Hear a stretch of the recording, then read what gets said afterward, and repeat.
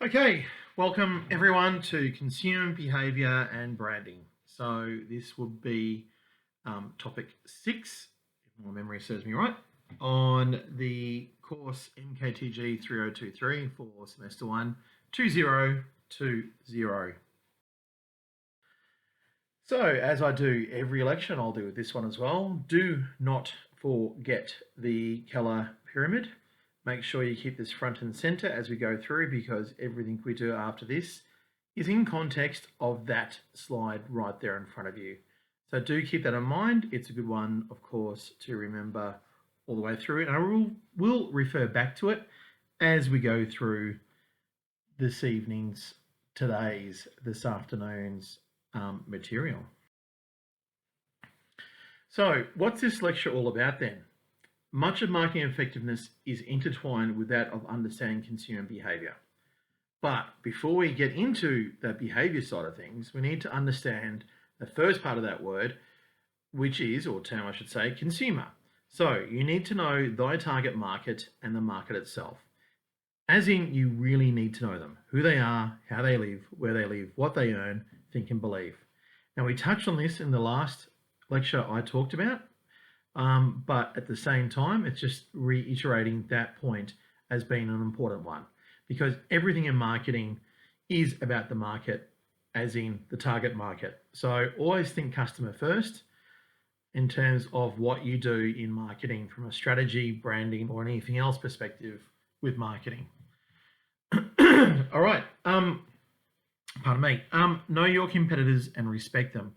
This is the market side of things. So understand the market itself. What sort of market is it? How many companies are active? How active are they? How well resourced they are? Who is your biggest competitor? Who is your smallest competitor? Who is the competitor who's been around the longest? So it's important to understand all that theory in terms of knowing who your competitors are and how they might influence your ability to build your brand using this theory or this aspect of theory. Okay, rule 2. Know thy theory. You've got to stop making excuses on this one and get into it. You've got to chase that theory down. You've got to read it, learn, think, sit back, get into it a lot more. Or you can do none of that and just watch as your competitors walk all over you, which is not a fun thing to happen in the coronavirus age, because we are all living in a highly competitive environment now where every dollar will be hard fought to get. We're going to see a downturn in spending, which will probably last the next 2 or 3 years at least, before probably quite a nice upswing. And those companies which have worked on looking at their brand relationship and resonance with the consumers will reap those benefits in the years ahead. And that's part of rule 3, is knowing how to combine 1 and 2 effectively so that you become a great marketer, but also your brand becomes great. This is quite important as we go forward into this week, but also forward with your brand. All right, so I talked about knowing your consumer. Part of that is research. The image opposite is from Pinterest. It shows a customer who is a CEO. So in other words, this is a B2B perspective. But as you can see from even that B2B perspective, is you have an idea here of this individual on a personal perspective as well, what they like to do, how they like to do it, all that type of thing. Now, the other thing to keep in mind here is that you should put all this into a database. Now, that's important because a database will help you understand more information about your market as you get to know them yourself. You shouldn't try and get all this in one fell swoop or one go. It might be possible nowadays in 2020 because of the way the digital and social media markets work and how much information we can get from those different methods of marketing. But at the same time, you need to build this up over time. That said, the reason why you need to have it this detailed as well is because the more vague and generalized you are in anything in marketing, the less effective your advertising on comms and branding and everything else like that is going to be. And that is simply because your target is too wide and not specific enough. You need to keep a very narrow perspective with your target market, because the more narrow you go, the more effective your marketing will be, because the more likely you can design it exactly for that market in mind. This is why a lot of people go for Facebook as a method of marketing, because it can actually get to a very small, narrow market quite effectively and alter their behavior. The rule or exception to that rule, I should say, is if you're targeting a need, a la social media brands, then you can go quite wide with that sort of thing.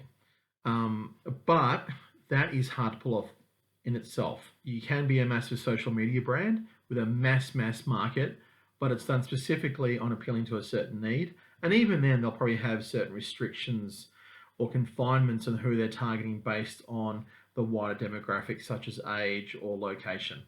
So, in other words, what we're trying to do with this first part of consumer behavior is do our research to know who that consumer is, because who we know who they are, that way we can understand how they might behave. All right, so I talked about this just beforehand, is that in practice, most of your research will come via social media apps, which is very true. They will share their data with you in return for you advertising with them and sales for other marketing products. For example, it could be a video platform like YouTube. We might get a professional page or things like that. But you also need to try and build that database, as I said, because that's going to be your own way of keeping track of what marketing strategy and methods are working well and which aren't. And again, without knowing about your target market and without a database, you are going to be literally working in the blind. That image opposite is how brands are acting in terms of getting to know their customer, because that is part of brand equity. Part of brand equity, or being customer based, is understanding that customer in the first place and what they value. The only way you get to know that is through doing some research on those different steps there. And you get to that sort of bio image page there of your typical consumer for a brand of whatever it happens to be. So, in other words, you've got to start off with the research part of it. You've got to start off with the database building and the knowledge aspect before you get to that stage of then altering and using different methods of marketing to build brand equity. Now, I talked about the market itself and the competitor analysis you may want to do. And part of that also comes into understanding and knowing your market is to understand your competitors, because they've already got a target market. So it's a good guide to who you may want to target or may not want to target for that matter. It also is a good guide for understanding what works currently and why. This is in particular quite important from a strategy perspective, because you'll see what strategy is working quite well and which is struggling in a current market like the one we're facing right now. And it's not a simple matter of cutting and pasting what the leaders are doing, although most brands will try and go down that path in some way, shape, form, or another. But that said, imitation is the best form of flattery in marketing, but also indicates that you have no strategy of your own. You're just simply imitating what the leader does. That is dangerous, because in other words, the leader then has full power over your strategy by default. So you need to rethink that as your strategy. So try and come up with a positioning map or matrix as a way of understanding where you may be placed against consumers on the key decision variables consumers use. Now, that will be covered also in consumer behaviour in more detail as a course, but just to mean what that means is that, for example, if you're buying a car and you have two important criteria, which might be fuel economy, let's say, and reliability, then those two items become your positioning map variables or matrix indicators, and then you build your positioning map based on where your brand may be positioned on, for example, good fuel economy and good reliability. So hopefully that gives you a bit more background to understanding both the market and target market. Right, models matter. So in consumer behaviour, you have lots of different models to look at and consider. But of them all, I quite like this one, the Engel-Collett-Blackall model. It's been around for a long time, probably around 30, 40 years now, but it's quite a solid one because it contains the one aspect which most consumer behaviour people like the most, which is the decision process. And you can see it there in green, starting off with problem recognition, going to search, alternative evaluation, choice, purchase, and finally outcomes. Now, you can see off to the left and right side of that model, different influences at different stages of that decision process. And so this is why it's important in knowing what will work and what won't with certain markets, because then you'll get to understand what decision variables or what information or memory retention will matter the most when it comes to changing the behavior of your consumer. And that means a lot in terms of looking at that pyramid where it comes to aspects such as, for example, judgment and feelings, or even down the very bottom of the pyramid with color on salience. And one other important aspect to understand about this is that not everyone's going to be able to access information or things online the way you'd like to. Why is that relevant here? Well, it's relevant here because it means that consumer behavior, it's not just predicted through what you get on a digital format. Consumer behavior can still be very much contextual. It can still very much be dependent upon your own personal beliefs. They aren't online, well, maybe via Facebook. Also might be dependent upon your lifestyle, which again, you might share online, but really the most intimate things you don't.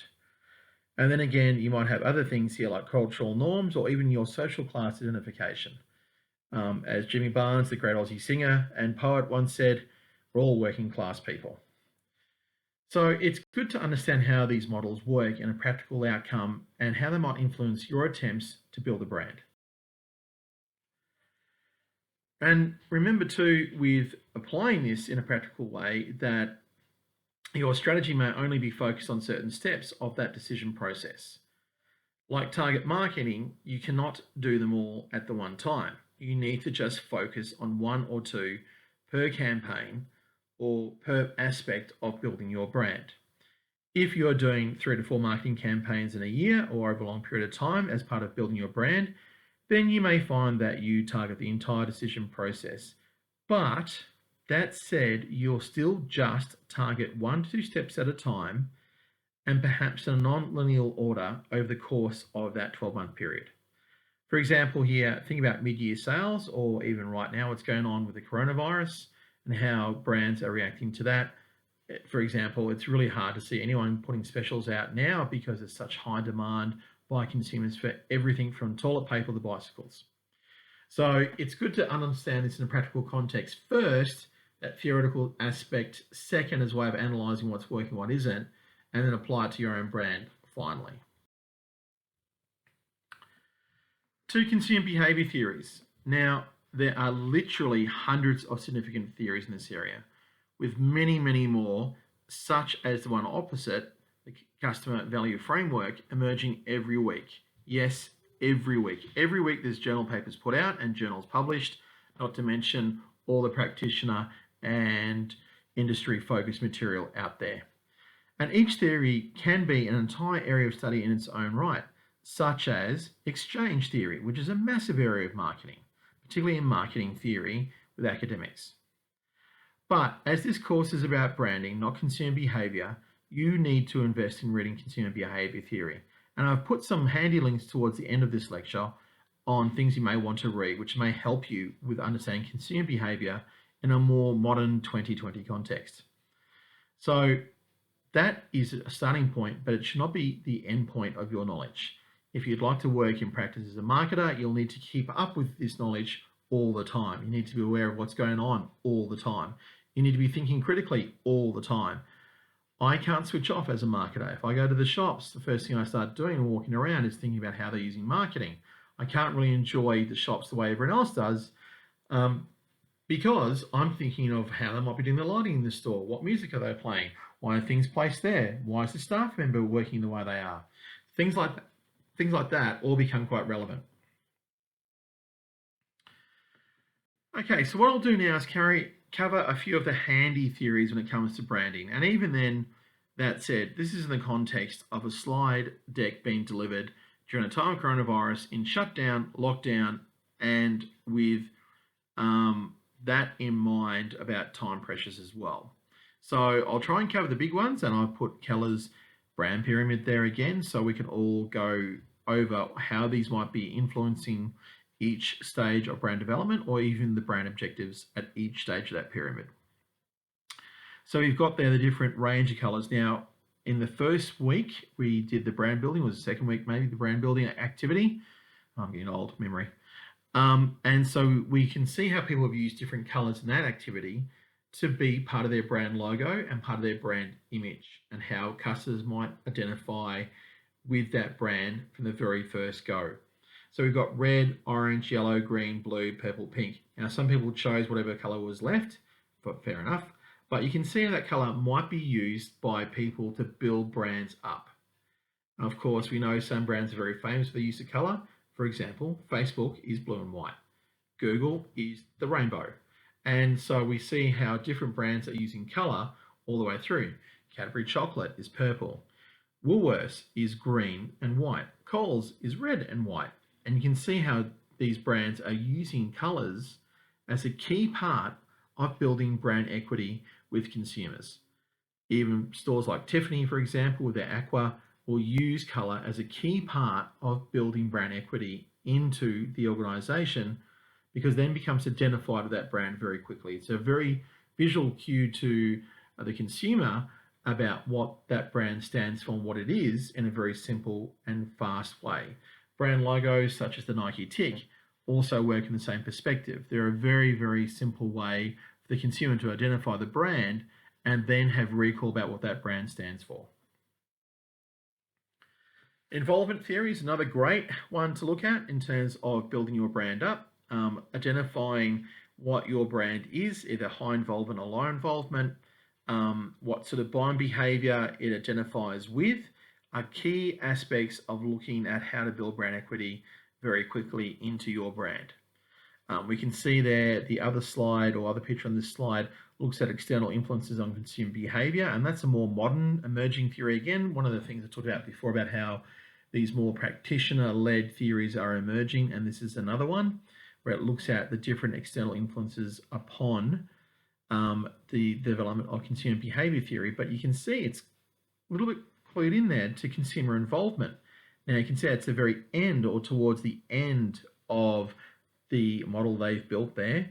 And what it indicates is that a higher sense of involvement is probably more important to more materialistic products, which is a little bit different to the one on the left-hand side of the screen there. But it does give you an idea that involvement theory itself is changing slightly, or medium, or even lots in the current environment we're looking at across the world. So whether these theories hold true, like the one on the left-hand side going forward into the future, will depend upon how ones on the right-hand side are adopted and seen by practitioners as being rigorous to use in a practice environment. And going a bit more off the previous slide here, this is the FCB grid. Now, FCB is foot cone building grid. It was designed by Richard Vaughan in the 1980s, who worked for that big advertising organization. That company is still around now, FCB. They're based in New York from my memory. And they are one of the firms to work for in life. So one of you listening right now may be a person who one day ends up at FCB working as part of their team. Now, the way they developed their model, so this is a good case of a practitioner developed model, because what they found, they didn't like the academic ones necessarily, or didn't find they were fitting to what they were seeing. So I developed this one here. And with the image on the right-hand side, you can see what they've done is they've got those words there, like, for example, high involvement and think is learn, feel, do.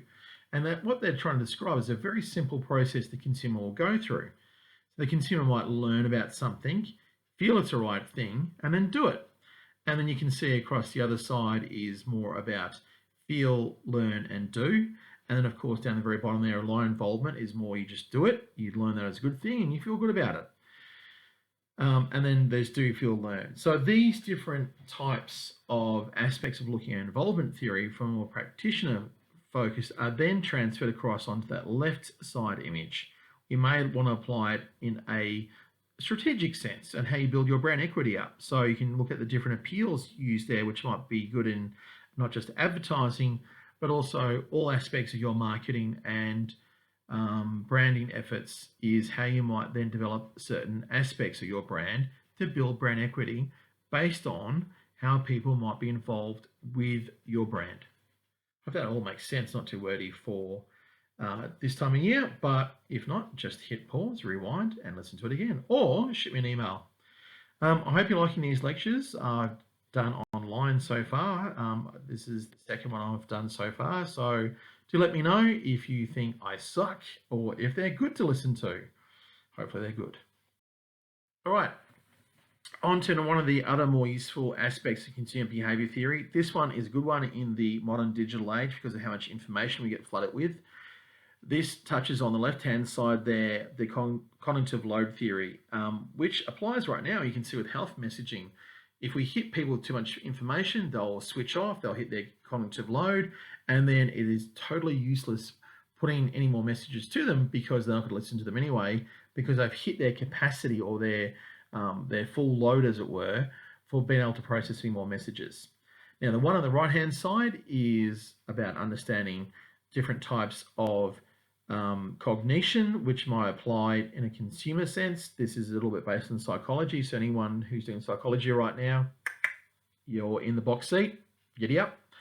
And you can see different types of cognition happening and different types of memory.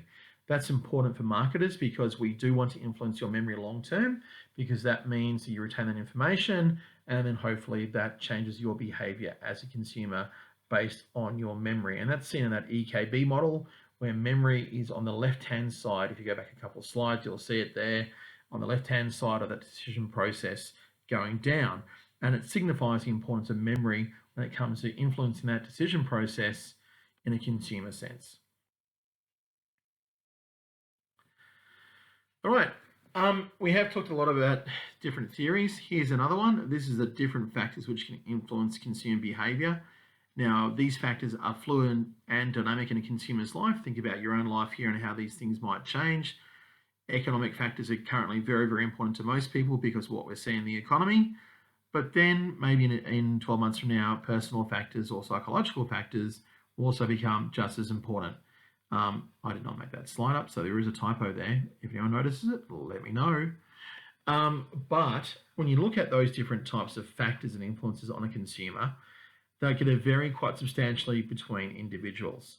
So this is why having segmentation variables will help you out, because it helps move away from just reliance upon one factor or one aspect of analysis in looking at how consumer behavior might be occurring. So having different variables there can help explain more accurately or more sense a higher degree of probability of how consumers might behave. Now that's important because if you're building your brand up, you'd like to make sure you get it right from the first step, because if you don't, sometimes it'll come across as mixed messaging, and it's then very hard to achieve salience with the consumer with any messages thereafter. So this is why you need to get this sort of theory correct. Now, there's also emerging theories which move away from that traditional theories that I've just talked about. This is one such area. This is called consumer culture theory, or CCT. Now, CCT looks at how consumers may be behaving or acting in different cultural, societal, and even political contexts. And these new emerging theories are really challenging a lot of the models we've just read and learnt. They're quite fresh, they're quite new, as you can see from the reference list on that top right-hand image there, where most of them are in the 2000s, where some of the other theory, like the FCB grid, was in the 1980s. So the lesson here with this sort of area of emerging interest, and I'll put some readings towards the end on CCT, you can go further if you'd like to. But the lesson here is, again, as I said before, keep reading, learning, and thinking. Marketing never stops evolving and changing, and neither should you. The marketer who goes to sleep is more often not likely to wake up to not having a job or watching their brand go down the toilet. So make sure that you do keep up with these things. I'm not here for that much longer with you guys teaching this course. So it means that my knowledge will go at the end of the course. You won't have access to it anymore, and you'll need to get your own and develop your own as you develop your careers as well.